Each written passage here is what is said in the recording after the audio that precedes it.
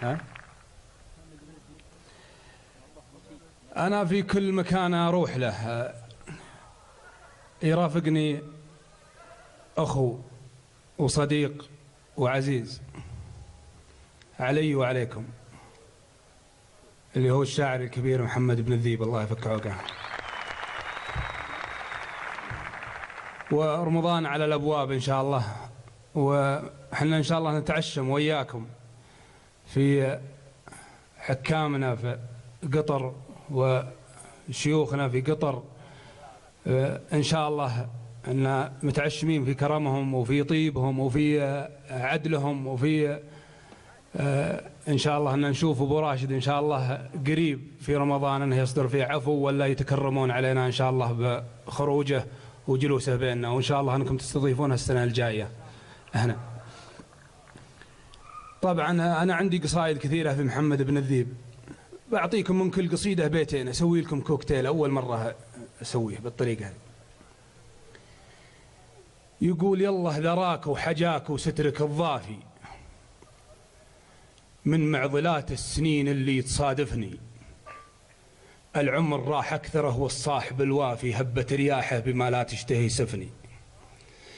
العمر راح أكثره والصاحب الوافي هبت رياحه بما لا تشتهي.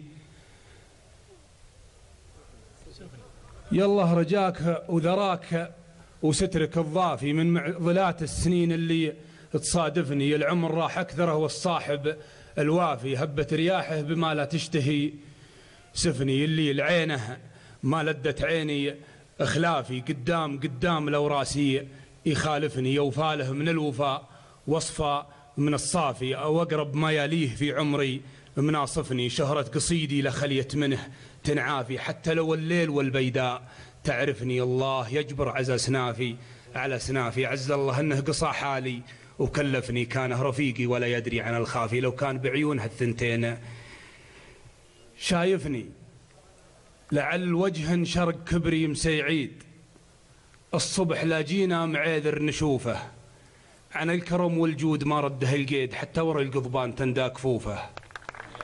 محمد بن الذيب زانت حياته، يا حيذ الطاري ويا حيذ العين، بالله عليكم من يسوي سواته، حتى وهو مسجون فك المساجين. مضى عام جديد وكل عام يمر وانت بخير، ورا سجن تباكينا على سوره وبيبانه. يقولون العرب وش ذا الامير اللي سجن امير، وانا اقول العظيم يحق له يختار سجانه. سلامتك. صح لسانك يعطيك العافيه. يا مدغم غزليه. والله اللي ودكم. هذا الجمهور بغزليات. انا نسيت ارحب بالشعراء اللي موجودين، طبعا زملائنا لهم حق علينا، وعلى راسهم الشاعر الكبير ابن خير